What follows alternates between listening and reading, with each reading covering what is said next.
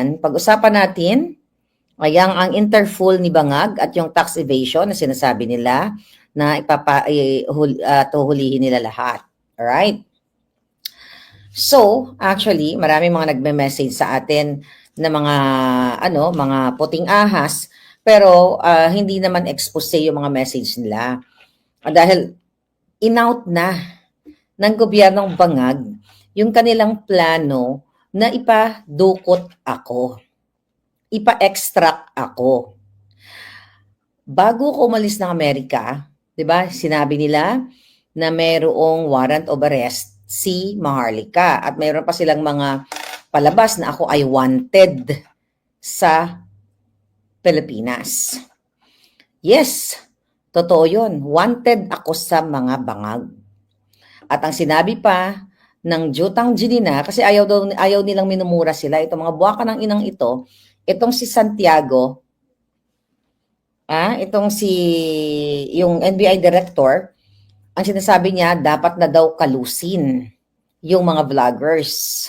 At kahit daw nasa Amerika, ay hindi nila sasantuhin.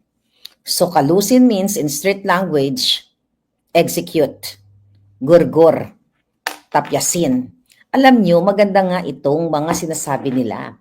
Dahil so sobrang hindi nila mapigilan yung kanilang mga sarili sa galit, sa evil nila, dahil galit na galit sila kay Maharlika, dahil ini-expose, kaya hindi nila mapigilan kahit nakapag-aral ng abogasya. Pero bobo itong si NBI Director Santiago at sila Lisa Tanas kasi mga bangag sila. Grave threat yung ginagawa nila. Na kakalusin ako kahit nasa Amerika. And this is gonna be talk of the world. Okay? The moment, kasi itong mga kababayan, ang napag-alaman natin pala, dyan sa statement ng NBI, ay sila ay magsasampa na ng kaso. Sa akin, although hindi nila exactly sinabi na ako lang mag-isa, pero lahat ng mga vloggers sa abang bansa at sa Pilipinas. Inciting to sedition, di ba? Then, criminal case yung libel daw. At makikipag-ugnayan daw sila sa Interfool nila.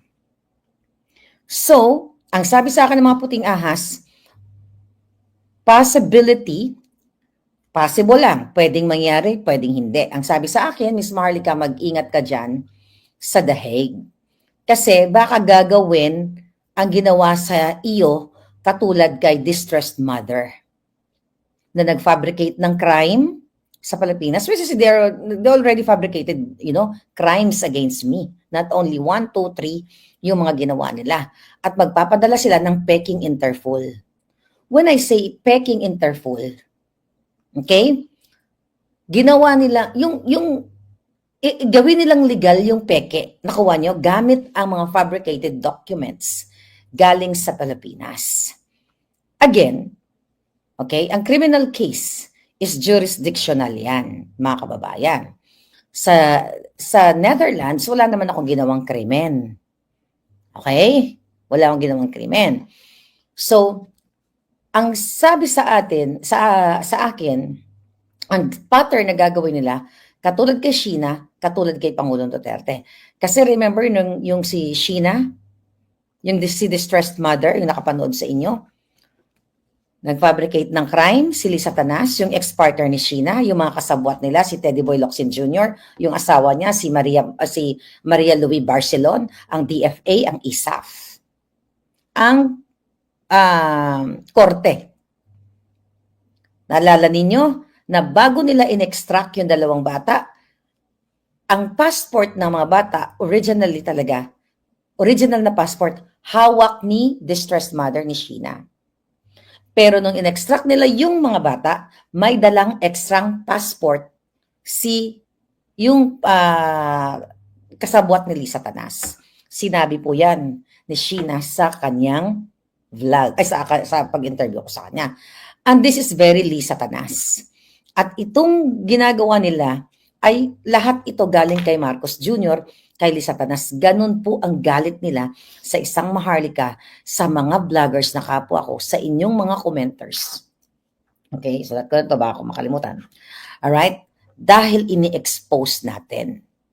So, ang posible nilang gawin dito sa Netherlands, huwag kayong mag-alala, hindi ako natatakot sa mga buwaka ng inang ito. Okay? Ang gagawin nila, magpapadala sila ng makipag-coordinate sila dito sa Netherlands Interpol. Okay? Kasi I think 190 something countries ang member yan. At yun naman ay hindi, ang red notice, di ba, as explained by our experts, na-explain niya ni Attorney Harry at ang iba pang, even Attorney Vic, Attorney Glenn, ito ay hindi warrant of arrest. Ito ay notice para i-locate ang isang taong ang isang taong wanted o may kasong o na-charge sa isang krimen, gumurgur o kung ano paman. Hindi ito, ang notice na ito ay para hulihin ka. Pero bakit pa sila mag-i-issue ng red notice? Hindi naman ako nagtatago. Nandito ako sa Netherlands. Exact location is The Hague o Den Haag. 'Di ba? Ang pwedeng gawin nila, dahil si Lisa Tanas may mga contact diyan sa Romania, 'di ba, naalala niyo yung interview niya kay Taerna? Kung madali lang sila tumawag sa Romanian, sinabi niya 'yan. Okay? Ang possible nilang gawin ay magpeke ng mga dokumento. Well, it will appear legal kasi galing sa gobyerno ng Pilipinas at ifo-forward nila dito sa the Netherlands. But don't worry. Okay? Hindi magwawagi itong mga buwaka ng inang ito. At pwede nilang gawin, again, yung katulad ng pag-extract sa mga bata kasi ginawa nila sa Turkey yon. Nakipagsabuatan sila doon sa mga actually hindi nakipagsabuatan sa sa Turkey police.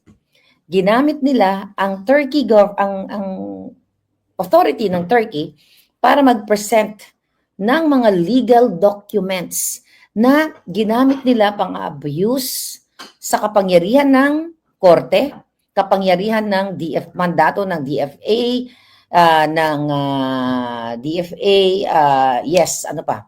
ISAF, Philippine Consul General sa Turkey. Ito yung gagawin nila. Yung mga dokumento, legitimate, pero illegal. Nakuha niyo yung ibig sabihin. Ito yung gagawin nila sa akin. Tignan natin kung magwawagi ang mga jotang. Tignan natin. Okay?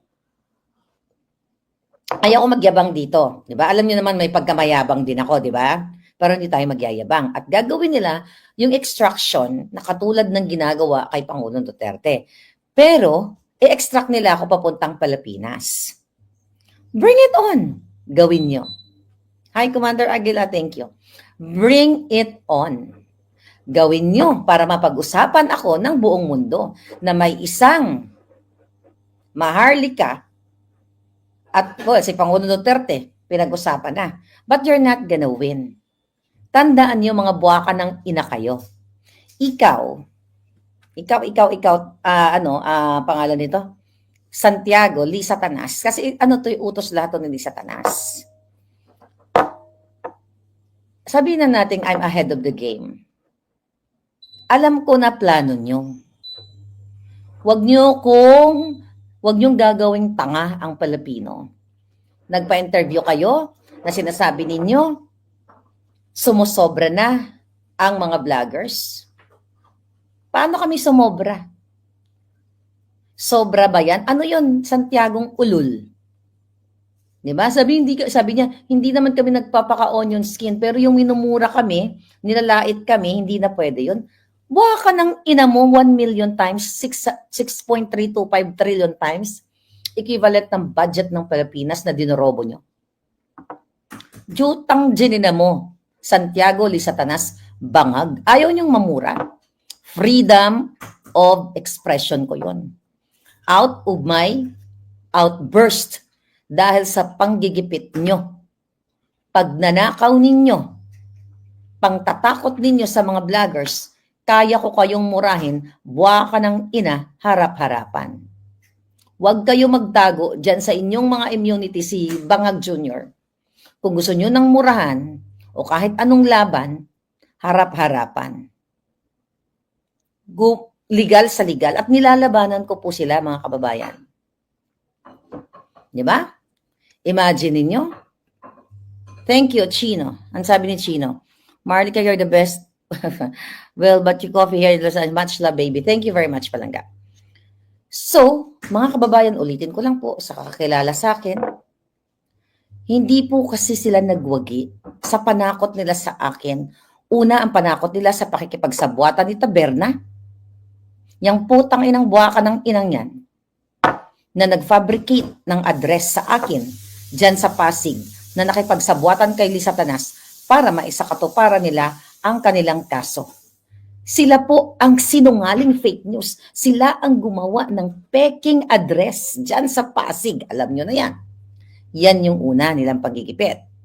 Hindi umubra. Kung natatandaan ninyo, ang eksena ni Taberna, makikinaku mayroong, ngayon parang merong may mananagot o may tatagilid na mga ganyan o may tutumba na isang vlogger. Makikipag-ugnayan daw sila sa US Embassy, sa DFA. Kayo po ang nakakaano niyan. Kayo ang nakakarinig niyan. Sinasabi yan, kahit i-google nyo dyan, nandiyan pa lahat yung mga sinasabi ko. Hindi umubra yon. That was 2023. Mga kababayan, kailangan yung malaman ang ginagawa ng mga buwaka ng inang ito. Then, hindi umubra, hindi natakot si Maharlika. Yung dati kong tinulungan na designer, okay, na binukelya ko, yung pag-aayos yung pagtulong sa kanya ni Lisa Tanas sa pag-ayos ng visa, alam nyo na yun, available yun publicly. Okay? Nag-file ng case against me at nagpa-press con sila at itong julol na ito na dati kong tinulungan, may mga sinabihan siyang mga kaibigan niya sa showbiz at mga bakling na katulad niya na hi, kung sino man yun, hi, hitad, okay. Sa papailan ko ng kaso si Maharlika kasi si Lam, tutulungan ako ni Lam all the way. Imagine mo, dating mga nanglilimahid can afford mag-hire ng lawyer sa Pilipinas at dito sa Amerika. Ano po ang press conference nila? 99.9% ang sabi ng lawyer nila, lahat ng sinasabi ko nandiyan niya, matatalo ako sa case. Kasi in-expect nila madi-default ang kaso. Kasi nga, walang pera si Maharlika. Di ba? Walang pera. Isang isang mahirap pero maalindog lang. Kasi explain ko po yung para maintindihan ninyo. Thank you sa mga palangga ko. Chacha Vlogs, thank you so much. At saka si Rolly. Laban ng Maharlika, we're praying for Rolly Otomi. Thank you palangga. Alright? Okay, narinig niyo ba ako? Kasi nagpapatunog ng nagigiling kami ng But anyway, mga kababayan, gusto ko lang explain sa inyo, ano po ang ibig sabihin ng ma-default? Ibig sabihin, nung tinakot nila si Maharlika, na 99.9% na matatalo ako sa case, I think okay lang na walang Okay lang yan, maamoy tayo, Okay lang ba sa'yo? Mag-amoy bawang tayong dito. Okay lang. Wala naman siguro kasi konti lang naman. Just anyway, na lang natin. I-on. But anyway, kasi po hindi nila in-expect na lalabanan ko sila. Legal sa legal. Okay? So, mga palangga, hindi nagwagi yung kanilang pananakot. So, last year, yung unang kaso na binato nila, ulit-ulitin ko, case dismissed with prejudice. Okay? Pangalawa, pangatlo, pang-apat, nandyan pa rin. Yung isa, yung designer na scammer na available naman ang kanyang pang-scam sa online. Kumbaga, ni-resonate ko lang uli yung pang-scam. Alright. Pangatlo, si Mel Robles na nag-hire pa ng abogado ni Johnny Depp. Intimidation yon. Hindi porket abogado ng artista ay talo ka na. Sa batas ng Amerika, may laban si Maharlika. Lahat, hindi lang si Maharlika. May laban. Then fourth case ay si Zaldico. Hindi ko pang alam, baka may pang-5, pang-6, pang-7, pang-8. So, eto yung gusto nila. And they're spending millions and millions of people's money. Okay? So, hindi umubra, hindi na default. Tapos kasi akala nila yung pangalawang kaso ay wala tong pambayad sa abogado. Okay? Pangatlo, atak-atakin natin ang kasong ito kasi wala nang laban yan, wala namang pera yan. Totoo naman. Okay? Wala naman akong pera na ninakaw sa bayan. Sila meron. Ngayon, mga kababayan, eto na ngayon. Fast forward. Yung ginagawa ngayon sa ating mga vloggers. Kitang-kita nyo naman kung paano nila i-intimidate at pilitin na kapag hindi nag-sorry, iko-contempt nila. Sabi ko nga po, this is malinaw na adiktadurya. Pinagkakabalahan nila, tayong mga commenters, tayong mga kritiko ng bangag, kasi hindi na umuobra ang bayarang mainstream media. Mas marami kaming engagement, katulad ni SAS, ako, sila Attorney Trixie, sila MJ, sila Joey, si KLC, sila Marcos, sino pa? Sila Maui, sila, yung kami yun eh. Si Agent Morales, si Channel 167, si Coco Locoy. Kami yung tina-target. Pero yung mga kasinungalingan ng Marcos Bangag, dugyot bly, oh my God, that looks so delicious. Marcos Bangag ay hindi nila pinapatawag. Pero fast forward natin sa atin. Bakit nag-trigger etong mga interfool nila kay Maharlika? Francis Lloyd Tichua, okay, na tatay ng mga bata, matakot ka kung may takot ka pa sa Diyos. Maawa ka sa mga anak mo. Dahil ultimong magulang ni Sheena, okay? Eto, nakarating sa atin. Okay? Ultimong tatay ni Sheena ay inutusan mo na mag-email sa akin. Nag-email po sa akin yung tatay ni Sheena. At pinagsalita ni Lisa Tanas. Okay? Ang tatay ni Sheena, ni distressed mother, nag-send siya sa akin ng video. At ito ay scripted. Nagbabasa si father. Ako, naaawa ako sa father ni distressed mother. Hindi ko alam, hindi natin alam kung baka habang nagbabasa siya ng script at nagsasalita laban sa kanyang anak, ay tinututukan ba siya ng barel? Or mayroon bang nakaamba na pang tsurba sa kanya? We don't know.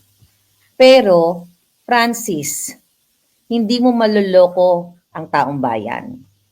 Lisa Tanas, hindi mo maluloko ang taong bayan.